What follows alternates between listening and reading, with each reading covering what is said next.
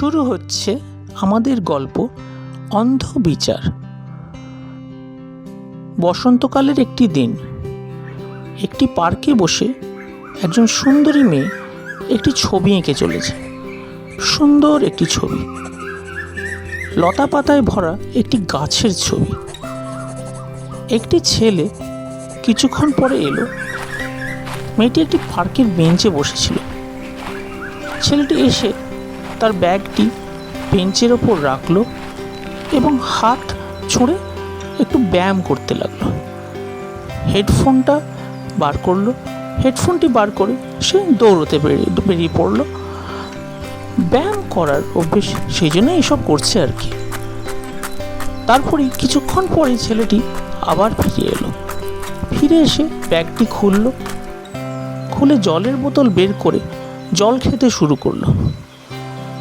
খুবই গরম ছিল সেদিন।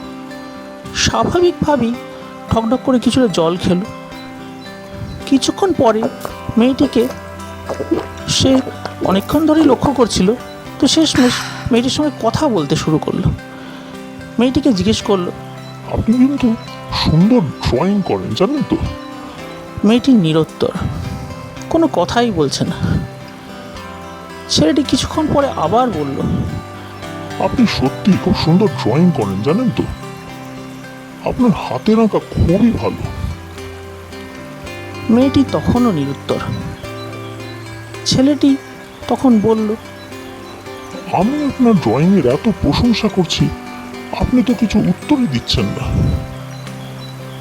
ছেলেটি রেগে গিয়ে মেয়েটিকে বলল, আপনারা মেয়েরা যে আপনাদের নিজেদেরকে কি ভাবেন, আমি প্রশংসা করে যাচ্ছি আর আপনি উত্তরই দিচ্ছেন না। আমি কি গায়ে পড়া ছেলে নাকি? ছেলেটি রেগে গিয়ে ব্যাগটি বেঞ্চিতেই রেখে দিল, আবার দৌড়তে বেরিয়ে পড়ল।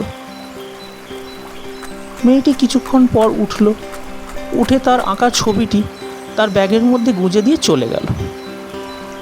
ছেলেটি কিছুক্ষণ বাদে এসে দেখল যে ব্যাগটি পড়ে আছে তার বেঞ্চিতে, আর তার পাশেই মেয়েটির আঁকা ছবিটি গোঁজা।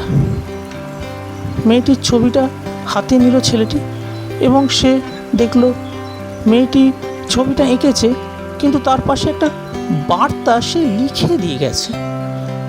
সেই বার্তাতে লেখা যে, আমি যদি কোনোভাবে আপনাকে অপমানিত করি আমি খুবই দুঃখিত, কারণ আমি আসলে কানে শুনতে পাই না।